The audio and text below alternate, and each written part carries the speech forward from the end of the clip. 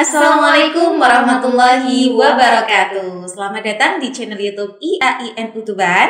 Kali ini kita bertemu lagi di segmen Bincang Akademik bersama saya Nelly dan saya Afsia.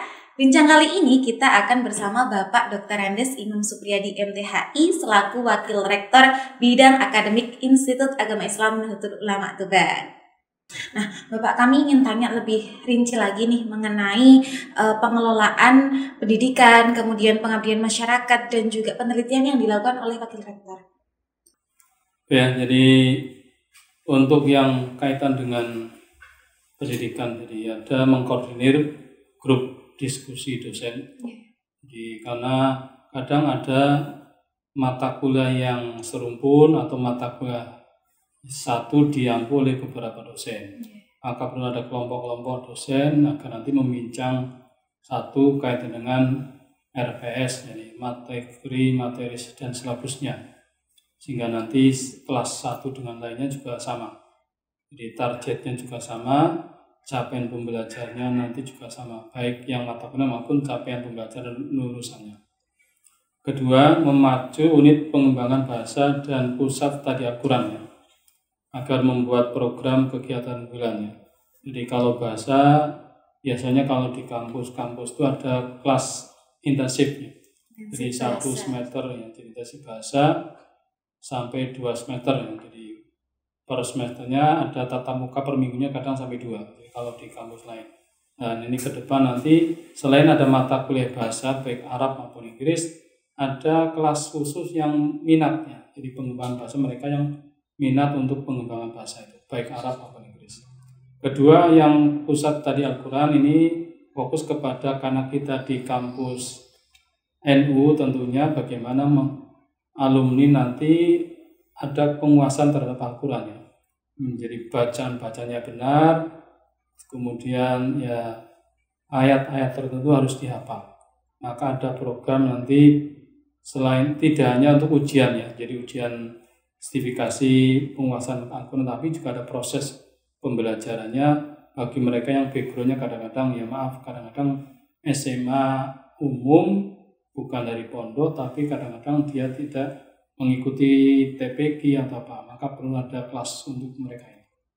Yang ketiga, mengkoordinasi dengan Warek Bidang SDM sarana prasarana dalam melengkapi prasarana IT di masing-masing kelasnya. Karena hari ini siakat kita ya, jadi absensi sudah menggunakan siakat, tidak ada absensi manual. Maka masing-masing kelas harus jadi wifi-nya cukup ya, untuk bagaimana dosen menyampaikan materi atau di saat absensinya presensi itu bisa langsung.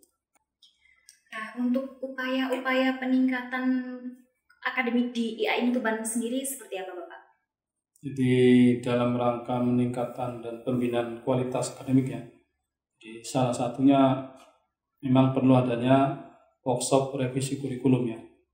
Dan hari ini sudah dijalankan oleh LKM ya, digawe oleh Bu Jejen ya. Jadi workshop kurikulum sejak awal prodi baru kan sudah membahas tentang kurikulum ya. Jadi karena mata kuliah itu harus diproses melalui ada diskusi tentang kurikulum ya. Jadi yang sudah diganggu Bu Jejen, tapi ke depan nanti ya, jadi karena kemarin memang ada mata kuliah baru yang belum lengkap, artinya baru ada penuangan materi ajarnya ya, jadi kemudian capaian pembelajaran belum kepada silabi dan RPS-nya. Nah ini nanti perlu ada workshop revisi kurikulum seluruh dosen atau dosen perwakilan sesuai dengan mata kuliah ya, yang ada ya. Nanti mungkin satu dosen mengampu beberapa mata kuliah untuk menyusun silabus dan RPS masing-masing, yang sesuai dengan ahlinya. Yang kedua, nanti akan mengundang konsultan akademiknya. Kalau dulu Bu Fitri didatangkan dalam rangka memberikan wawasan tentang kurikulum juga. Jadi karena perguruan tinggi selalu ada aturan-aturan baru, sehingga nanti yang sesuai dengan standar nasional perguruan tinggi, jadi SNPD atau juga nanti KKNI. Jadi, dan juga kaitan dengan ini juga nanti akan mengundang asesor pendamping. Jadi prodi-prodi yang disiapkan untuk akreditasi setelah bahannya tercukupi, perlu ada pendamping asesor yang didatangkan, sehingga persiapan nanti di saat visitasi tidak kewalahan ya. Nah, apa fungsi asesor pendamping itu? Mungkin nanti juga menyampaikan bahwa apa saja yang harus ada untuk meningkatkan jadi akreditasi kita. Akreditasi untuk PAIB atau jadi namanya sangat baik ya.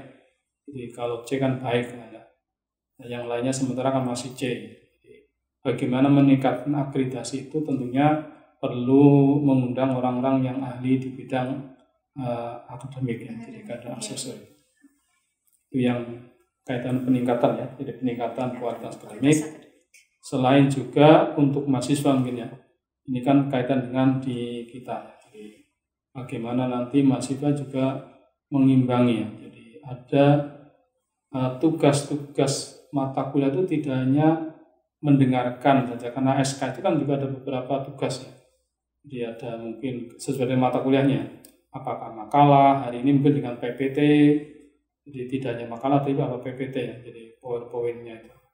Kemudian juga ada yang membuat produk-produk lain, karena mungkin mata kuliahnya harus membuat produk tertentu ya. Jadi tentunya nanti intinya warak bidang akademik ini kan untuk umum ya, jadi bagaimana dosen itu menguasai bidang itu sehingga nanti mahasiswa juga bisa ya, jadi disiapkan untuk tercapai capaian pembelajaran itu. Itu yang poin 3 ya, dikaitan dengan peningkatan akademik. Mungkin sementara hanya intinya 2, tapi ke depan nanti juga bagaimana mahasiswa ada kesadaran literasi. Jadi literasi ini kan kadang-kadang belum terbiasa ya, budaya-budaya yang belum terbentuk, maka perlu adanya budaya literasi yang hari ini sudah ada LPM ya, lembaga PES mahasiswa, dan nanti ke depan ini akan ada bahasa ini akan menyusun tentang bagaimana mahasiswa juga dilibatkan dalam penulisan-penulisan baik sejarah IAIN, sejarah dari pendirinya dan seterusnya, sehingga nanti terbaca sejak berdiri sampai hari ini. Jadi itu nanti melibatkan mahasiswa juga. Yang ketiga. Tadi juga Bapak menyampaikan mengenai penyusunan rencana penyelenggaraan program studi baru di berbagai jalur dan jenjang. Mungkin Bapak bisa menjelaskan lebih detail bagaimana sih Bapak maksudnya itu, terus prosesnya bagaimana dan lain sebagainya. Jadi untuk rencana penyelenggaraan program studi baru ini ya. Jadi ini kan ada namanya RIP, Rencana Induk Pengembangan. Rencana Induk Pengembangan. Jadi rencana induk pengembangan itu selama 20 tahun ya. Jadi dari 20 tahun itu nanti pecah menjadi Renstra, rencana strategi ya. Yang ini nanti 5 tahun. Nah, 25 tahun itu rencananya ke depan apa saja?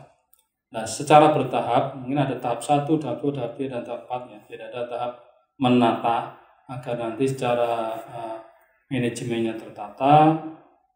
Di jenjang pertama atau tahap pertama ini juga nanti ada bagaimana membuka prodi baru ya. Jadi prodi baru yang kira-kira dibutuhkan di tahap awal itu apa. Jadi kemungkinan hari ini kan sudah ada prodi PS ya. Jadi PS, ada AS, ada manajemen dakwah. Nah, ke pengembangan berikutnya selain AS yang kemarin belum clear ya. Jadi nanti akan beberapa alternatif ya. Di antaranya mungkin alternatifnya yang menjadi alternatif adalah komunikasi, jadi ilmu komunikasi. Jadi untuk di fakultas dakwahnya. Nah, untuk yang pendidikan Islam mungkin bahasa Arab ya, menjadi kebutuhan madrasah-madrasah di lingkungan ma'arif yang mungkin di Tuban belum ada prodi bahasa Arab. Jadi kalau bahasa Inggris kan sudah ada di kampus lainnya. Nah, kalau bahasa Arab nampaknya kan belum ya. Nah, itu mungkin pengembangan yang segera untuk tahap awal. Dan nanti tahap kedua, jadi tahap 2 itu kan berarti 5 tahun berikutnya ya. Nanti prodi apa menyesuaikan. Jadi itu ada sudah dituangkan dalam RIP ya. RIP itu kan penuangannya melalui beberapa tahapan ya. Tahap pertama sehingga nanti kalau mau buka S2 itu kan syaratnya prodi sudah akreditasi A, memiliki dosen sekian ya doktornya. Nah, itu yang tahapan mungkin tahap kedua nanti ya. Kita akan bisa buka pasca itu setelah ada prodi yang akreditasi A, dokter-dokternya sudah tercukupi. Jadi itu rencana untuk jadi tidak hanya S1 tapi harapannya ini juga ada prodi untuk S2. Tapi ya mempersiapkan tadi ya, jadi SDM-nya. Di SDM kita disiapkan ada beberapa yang digunakan S3 dulu nanti. Kemudian ya, jadi penuangan selain di RIP juga ada di Renstra ya. Jadi Renstra itu kan rencana strategi untuk 5 tahun ya. Jadi 5 tahun ini memang hari ini penataan ya, penataan baik administrasi, manajemen agar lebih baik ya. Karena salah satu kunci perguruan tinggi yang baik memang menata manajemen. Ada standar manajemen ya, jadi perguruan tinggi. Jadi yang mungkin untuk ke ISO itu mungkin hari ini kita belum ke situ ya, tapi minimal menata manajemen yang baik. Karena ISO 2021 juga persyaratannya luar biasa. Ini tahapannya nanti menuju itu. Nah, salah satu tugas dari Wakil Rektor Bidang Akademik kan menyusun program pengembangan daya penalaran mahasiswa bersama Wakil Rektor Bidang Kemahasiswaan ya Bapak. Nah, untuk hal ini seperti apa? Jadi diantaranya ya, ini karena ini juga langsung kepada pengembangan daya penalaran mahasiswa memang baik yang sudah lewat akademik melalui perkuliahan, ada harapannya nanti di luar mata kuliah ya. Jadi tentunya akan kegiatan apa ya, bukan ekstra ya. Jadi bagaimana kita akan mengundang pakar ya, ilmuwan atau praktisi yang bisa memberikan jadi sharing kepada kita ya, baik dosen maupun mahasiswa. Jadi akan mungkin nanti karena visi kita adalah entrepreneur, maka mengundang pakar entrepreneur. Jadi dulu sudah ada mengundang Pak Temi Wijaya, memang praktisi perbankan dan praktisi usaha online ya. Jadi dan membina beberapa alumni mahasiswa yang beliau ngajar di beberapa perguruan tinggi. Setiap ngajar itu memang mampir ke alumni yang sudah ada usaha-usaha ini. Jadi ada yang usaha mungkin ayam geprek, nah itu ada pembinaan. Nah, ke depan kita akan mengundang orang-orang seperti itu sehingga nanti mahasiswa yang memang hari ini kan tidak hanya pendidikannya, jadi ada manajemen dakwah, ada AS, ada perbankan syariah. Karena visinya ada entrepreneur, ya tentunya ada inovasi ya, tidak hanya ngajar ya. Kalau yang pengen ngajar, bagaimana punya inovasi pengembangan untuk membiayai pendidikannya. Ya, kerjasama dengan Wakil Rektor Bidang Kemahasiswaan itu nanti juga ada kaitan dengan KKN. Di KKN itu kan mungkin dibentuk agar sesuai dengan kondisi yang kemarin ada KKN back to village ya. Jadi kembali ke kampung lebih murah karena anak-anak makan di rumah masing-masing ya. Yeah. Jadi makan tidak kos, tidak jadi maka akan efisiensinya. Jadi bersama para bidang kemahasiswaan itu bagaimana merancang kegiatan mahasiswa yang tadi ya, jadi pengembangan daya penalaran yang baik. Kedua ya, jadi kerjasama dengan kampus unggulan. Jadi apa maksudnya? Jadi karena mungkin tuntutan perguruan tinggi yang harus berkembang tentu harus mencari perguruan tinggi yang sudah unggul ya.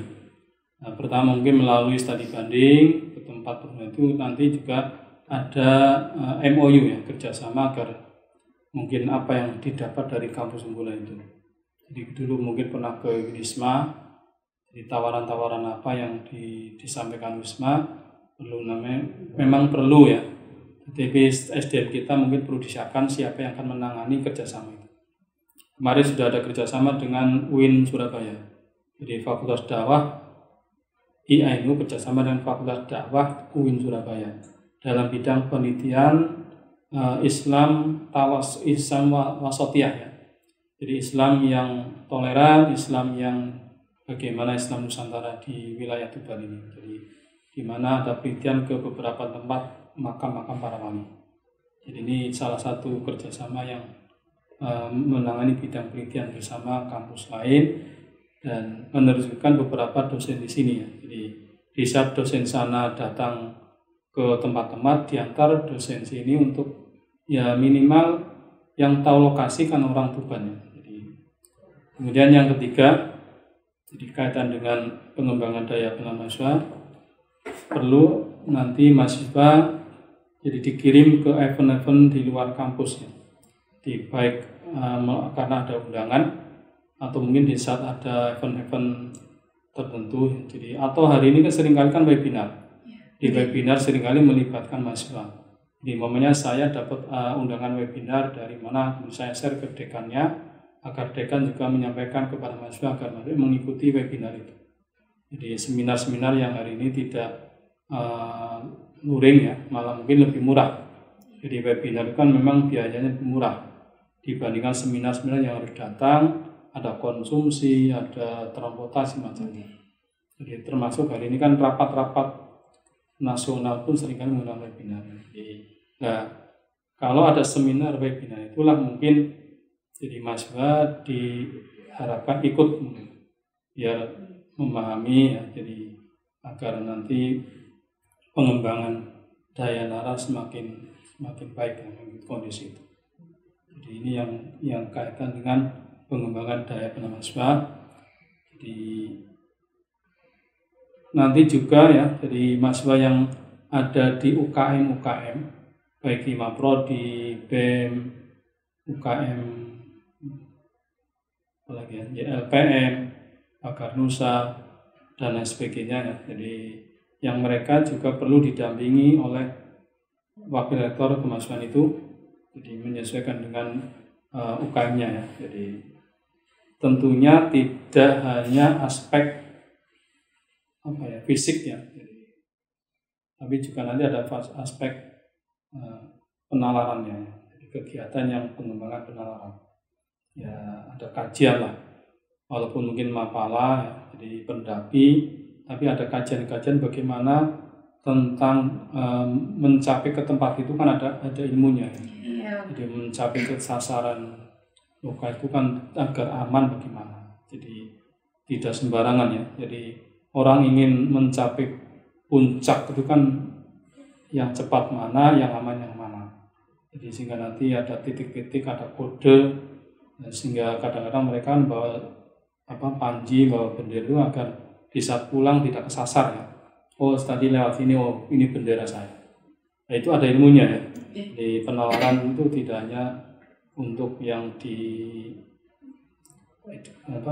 UKM intelektual, tapi juga apalah.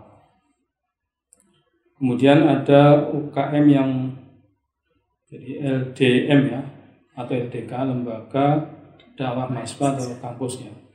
Jadi ini nanti agar mereka memiliki kepedulian sosial ya. Kemudian agar menyampaikan materi-materi di kampusnya disampaikan kepada masyarakat melalui kegiatan sosialnya. Jadi mungkin termasuk adanya bimbel-bimbel sebenarnya kan bagian daripada itu ya. Jadi bimbel kan walaupun orientasinya ganda ya, ada social oriented, ada profit oriented ya. Tapi tentu ya social orientasi itu memang menjadi khas kampus religious ya, social religious entrepreneurship gitu ya. Jadi ini yang mungkin perlu dipahami oleh mahasiswa. Itu yang poin 5 ya. Jadi itu yang untuk kerjasama dengan wakil rektor bidang kemahasiswaan. Dari berbagai hal yang kita bahas tadi Bapak, kami ingin juga membahas mengenai pengelolaan data, baik itu di bidang pendidikan maupun penelitian dan juga bakti masyarakat. Mungkin Bapak bisa menjelaskan. Oke, jadi dulu memang data-data manual ya. Hari ini data sudah online. Kemudian nanti juga kaitan dengan data-data penelitian dosen. Jadi data penelitian pun bisa disimpan di web kampus itu ya. Jadi sesuai dengan